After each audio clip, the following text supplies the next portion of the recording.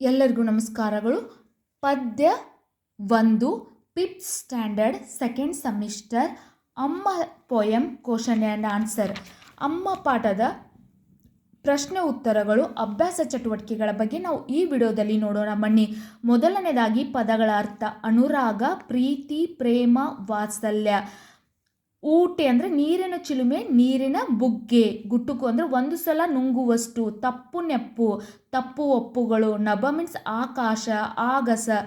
ನಗೆ ಅಂದರೆ ಹಾರು, ಜಿಗಿ. ಸಿರಿ ಅಂದರೆ ಸಂಪತ್ತು. ಅರಸಿ ಹುಡುಕಿ ಅಂದರೆ ಸರ್ಚ್ ಮಾಡೋದು. ಒಲುಮೆ ಪ್ರೀತಿ, ಒಲವು. ಜಗದೊಡೆಯ ಪರಮಾತ್ಮ. ದಿಕ್ಸೂಚಿ ದಿಕ್ಕನ್ನು ತಿಳಿಸುವ.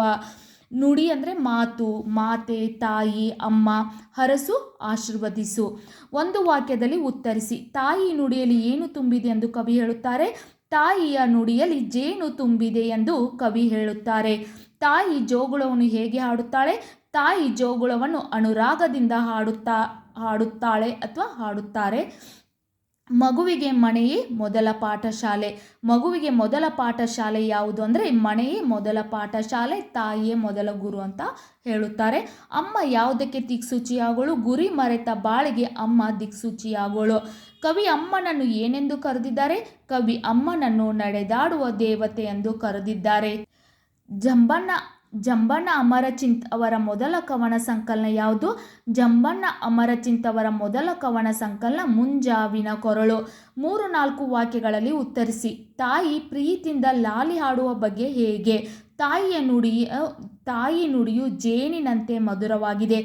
ಅವಳ ಎದೆಯಲ್ಲಿ ಪ್ರೀತಿ ವಾತ್ಸಲ್ಯ ತುಂಬಿ ಎಲ್ಲವನ್ನು ಅನುರಾಗದೊಂದಿಗೆ ಒಟ್ಟುಗೂಡಿಸಿ ಲಾಲಿ ಹಾಡುವಳು. ತಾಯಿ ಪ್ರೀತಿಯಿಂದ ಲಾಲಿ ಹಾಡುವ ಬಗ್ಗೆ ಹೇಗೆ? ತಾಯಿಯ ನುಡಿಯು ಜೇನಿನಂತೆ ಮಧುರವಾಗಿದೆ. ಅವಳ ಎದೆಯಲ್ಲಿ ಪ್ರೀತಿ ವಾತ್ಸಲ್ಯ ತುಂಬಿ ಎಲ್ಲವನ್ನು ಅನುರಾಗದೊಂದಿಗೆ ಒಟ್ಟುಗೂಡಿಸಿ ಲಾಲಿ ಹಾಡುವಳು. ತಾಯಿ ತನ್ನ ಮಗುವನ್ನು ಹೇಗೆ ಅರಸಿ ಬರುತ್ತಾಳೆ? ತಾಯಿ ತನ್ನ ಮಗುವನ್ನು ನೀರಿನ ಚಿಲುಮೆಯಂತೆ ಅರಸಿ ಬರುತ್ತಾಳೆ. ತಾಯಿ ತನ್ನ ಮಗುವನ್ನು ಏನೆಂದು ಹರಸುತ್ತಾಳೆ? ತಾಯಿ ತನ್ನ ಮಗುವಿಗೆ ಮಹಾತ್ಮನಿರಲಿ ಮಂಕನಿರಲಿ ಜಗದೊಡೆಯನಾಗು ಎಂದು ಹರಸುತ್ತಾಳೆ. ಕವಿತೆಯ ಈ ಸಾಲುಗಳ ಅರ್ಥ ಹೇಳಿರಿ. ಊಟೆ ಎಂದಿದೆ ನಗೆ ನಗೆದು ಬರುವೆ. ನೀರಿನ ಚಿಲುಮೆ ಹೇಗೆ ಉಕ್ಕಿ ಬರುತ್ತೋ ಹಾಗೆ ತಾಯಿ ತನ್ನ ಮಗನನ್ನು ಹುಡುಕಿ ಬರುತ್ತಾಳೆ. ಮಹಾತ್ಮನಿರಲಿ ಮಂಕನಿರಲಿ ಜಗದೊಡೆಯನಾಗಲೆಂದು ಹರಸುವ ಮಾತೆ. ತನ್ನ ಮಗ ಶ್ರೇಷ್ಠನಾಗಿರಲಿ ಮಂಕನಾಗಿರಲಿ ಅವನು ಜಗಕ್ಕೆ ಅರಸನಾಗಲಿ ಎಂದು ತಾಯಿ ಆಶೀರ್ವದಿಸುತ್ತಾಳೆ. ಗುರಿ ಮರೆತ ಬಾಳಿಗೆ ನೀ ದಿಕ್ಸೂಚಿ. ಸಾಧನೆ ಮಾಡುವ ಮಕ್ಕಳಿಗೆ ತಾಯಿ ದಾರಿ ತೋರಿಸುವ ದಿಕ್ಸೂಚಿಯಂತೆ. ಈ ಒಂದು ಲೈನಿನ ಇದು ಪದಗಳ ಒಂದು ಅರ್ಥ, ಈ ಸಾಲುಗಳ ಒಂದು ಮೀನಿಂಗ್ ಆಗಿದೆ ಇದು. ಇನ್ನು ಹೊಂದಿಸಿ ಬರೆಯಿರಿ. ನುಡಿ ಅಂದರೆ ಮಾತು, ಅನುರಾಗ ಪ್ರೀತಿ, ಊಟೆ ನೀರಿನ ಚಿಲುಮೆ, ನಭ ಆಕಾಶ. ಅನುರಾಗ ದುಂಬಿಗಳಿಗೆ ಹೂವುಗಳ ಮೇಲೆ ಅನುರಾಗ ಮೂಡುತ್ತದೆ. ಅಂದರೆ ಸ್ವಂತ ವಾಕ್ಯ, ಓನ್ ಸೆಂಟೆನ್ಸ್. ಅನುರಾಗ ಅಂದರೆ ಪ್ರೀತಿ ಮೂಡುವುದು. ದುಂಬಿಗಳಿಗೆ ಅಂದರೆ ಹೂವುಗಳ ಮೇಲೆ ಅನುರಾಗ ಮೂಡುತ್ತದೆ. ನಭದಲ್ಲಿ ಸೂರ್ಯ ಚಂದ್ರ ಇರುತ್ತಾರೆ. ನಭ ಮೀನ್ಸ್ ಸ್ಕೈ, ಆಕಾಶ. ಅಲ್ಲಿ ಸೂರ್ಯ ಚಂದ್ರ ಇರುತ್ತಾರೆ. ಗುಟುಕಿಡು, ದೊಡ್ಡ ಹಕ್ಕಿಯು ಮರಿ ಹಕ್ಕಿಗೆ ಗುಟುಕಿಡುತ್ತದೆ. ಮಹಾತ್ಮ, ದೇಶಕ್ಕೆ ಉತ್ತಮ ಕೆಲಸ ಮಾಡಿದವರು ಮಹಾತ್ಮರಾಗುತ್ತಾರೆ. ಇನ್ನು ದಿಕ್ಸೂಚಿ, ನೀರಿನಲ್ಲಿ ದಾರಿ ಹುಡುಕಲು ದಿಕ್ಸೂಚಿ ಬಳಸುತ್ತಾರೆ. ದಿಕ್ಸೂಚಿ ಅಂದರೆ ನಾವು ಮಾರ್ಗ ಹುಡುಕುವುದಕ್ಕೆ ಬಳಸುವಂಥ ಒಂದು ವಸ್ತು ಅಂತ ಹೇಳ್ಬೋದು. ಇನ್ನು ಕೆಳಗೆ ಕೊಟ್ಟಿರೋ ಪದಗಳ ಉಚ್ಚಾರಣೆ ಹಾಗೂ ಅರ್ಥ ವ್ಯತ್ಯಾಸ ತಿಳಿಯಿರಿ. ಅರಸು ಮೀನ್ಸ್ ರಾಜ, ಹರಸು ಮೀನ್ಸ್ ಆಶೀರ್ವದಿಸು. ಹಾಡು ಮತ್ತು ಆಡು. ಹಾಡು ಅಂದರೆ ಹಾಡುವುದು, ಆಡು ಮೀನ್ಸ್ ಆಟವಾಡುವುದು.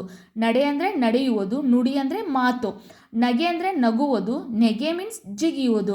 ಸಿರಿ ಅಂದರೆ ಶ್ರೀಮಂತಿಕೆ, ರಿಚ್. ಶೆರೆ ಅಂದರೆ ಬಂದಿಯಾಗುವುದು. ಮರ ಅಂದರೆ ಮರ ಮೀನ್ಸ್ ಮೊರೆ. ಮೊರೆ ಮೀನ್ಸ್ ಪ್ರಾರ್ಥನೆ. ಇದು ಮರು ಆಗಬೇಕು, ಮರ ಅಲ್ಲ ಮರು. ಇದು ಮರು ಅಂದರೆ ಮರೆಯುವುದು, ಕಣ್ಮರೆಯಾಗುವುದು. ಮೊರೆ ಮೀನ್ಸ್ ಪ್ರಾರ್ಥನೆ.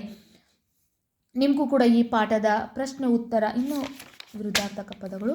ಈ ಕೆಳಗಿನ ಪದಗಳಿಗೆ ವಿರುದ್ಧಾರ್ಥಕ ಪದಗಳನ್ನು ಬರೆಯಿರಿ.